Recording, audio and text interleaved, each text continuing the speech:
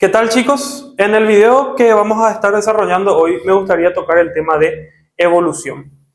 Estos conceptos relacionados a evolución son bastante cortos, por suerte, pero eso no quita el hecho de que sean bastante importantes. ¿Está bien? Ahora, el primer punto que quiero destacar respecto a evolución, y es el punto que más se deben de acordar, es que la evolución es el concepto unificador de la biología. ¿Qué significa concepto unificador? Se refiere a un concepto que básicamente toca todos los temas relacionados a la biología. O sea que si yo quiero estudiar la evolución, tengo que tocar cada uno de los temas existentes en la biología. Ahora, tenemos que empezar definiendo, ¿verdad? Ya sabemos ese pequeño apartado preciso, pero ahora tenemos que empezar definiendo qué es la evolución. Y es sencillo, la evolución básicamente son el conjunto de cambios que sufren los organismos o los seres vivos a lo largo del tiempo y que ha originado la diversidad de las especies. Básicamente es eso, es algo bastante simple. Todos los seres vivos evolucionan constantemente a lo largo de miles de años en algunas ocasiones. Y todos esos cambios, como mencioné, fue lo que originó la gran diversidad de especies que existen. Porque por más de que un organismo sea de la misma especie, entre sí son distintos, o incluso son del mismo género, pero hay varias especies diferentes, o incluso subespecies. La evolución originó una diversidad enorme en cuanto a los seres vivos. Ahora, sabiendo ya el concepto de evolución, tenemos que entender otra cosa. ¿A través de qué mecanismo ocurre la evolución? Esa es una pregunta que deben hacerse. Y la respuesta es que ocurre a través de la selección natural. Súper importante.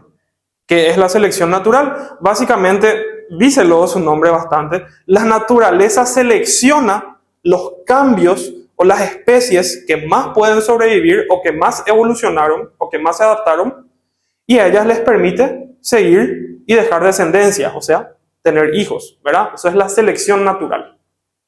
¿Quién propuso o quién mencionó esta selección natural? Mejor dicho, ¿quiénes? Porque son dos científicos. Charles Darwin y Alfred Wallace. Muy importante. Selección natural, Charles Darwin, Alfred Wallace. Ahora, justo hablando de Charles Darwin, me gustaría mencionar que él fue un científico que brindó muchísimos aportes a la teoría de la evolución debido a su libro El origen de las especies. Y debido a la importancia de este libro, tenemos que mencionar las 4 características clave relacionadas a la evolución que se mencionan en este libro, ¿verdad? Son muy importantes y tenemos que conocer las 4 características. Ahora, yo voy a ir mencionando una pequeña historia, un pequeño cuento, por así decirlo, y a medida que lo voy mencionando voy a ir citando estas características, así para que puedan relacionarlas, que puedan tener algo con qué acordarse de estas características para no saberlas de memoria. Ahora, empezamos con el cuento, ¿verdad? Supongamos que hay una población de jirafas. Estoy hablando hace miles de años en el pasado. Todas estas jirafas son de cuello corto. Todas las jirafas son de cuello corto. No como las de la actualidad, porque estamos hablando en el pasado, ¿verdad? Estas jirafas de cuello corto, en cierto momento en esta población, de repente empezaron a nacer jirafas con cuello largo. De la nada. O sea que había 10.000 jirafas con cuello corto y de esas 10.000, 2.000 eran de cuello largo, que como digo, nacieron de la nada. Ahora, ahí podemos mencionar la primera característica de la evolución. Los organismos de una misma especie difieren entre sí. ¿Por qué es eso? Porque hay 8.000 jirafas de cuello corto y 2.000 jirafas de cuello largo. Son de la misma especie, ambas son jirafas, pero son distintas entre sí. Los organismos de una misma especie difieren entre sí. Primer característica. Ahora, seguimos con el cuento, ¿verdad? Dentro de esta población de jirafas ocurre lo siguiente. Las jirafas que tienen el cuello más largo pueden alcanzar más frutos en los árboles. Y cuando hay, por ejemplo, un lago que está un poco seco, tienen la capacidad de bajar más para tomar más agua. Por lo que básicamente las jirafas de cuello largo comen más y toman más agua que las de cuello corto. ¿Eso por qué? Porque está ocurriendo una competencia por los recursos naturales, que esa es otra característica que tenemos que mencionar respecto a la evolución. Ocurre una competencia por recursos naturales, ya sea comida, las frutas, bebida, o sea, el agua, o incluso refugio, ¿verdad? En algunos casos. Ahora, ¿quién está ganando esta competencia en el cuento que estoy mencionando? Las jirafas de cuello largo. ¿Por qué? Porque ellas son las que pueden comer más y las que toman más. Las de cuello corto se les dejó un poco de lado, perdieron esta competencia. Ahora, ¿qué otro punto tenemos que entender? Que las 10.000 jirafas, de esas 10.000 jirafas que están en esta población, solo van a sobrevivir las 2.000 de cuello largo. ¿Por qué? Porque son las únicas que pueden comer bien y tomar agua. ¿Eso qué provoca?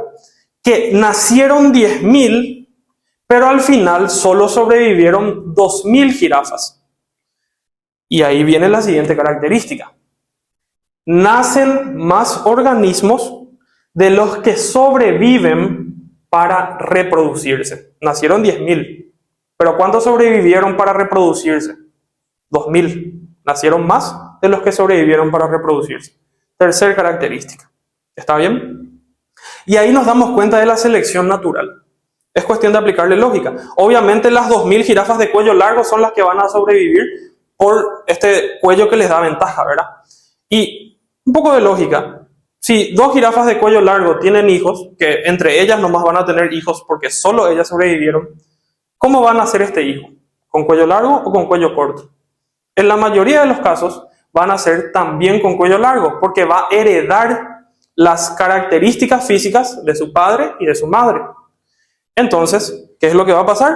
La selección natural eligió a las jirafas de cuello largo para que perduren y puedan seguir reproduciéndose.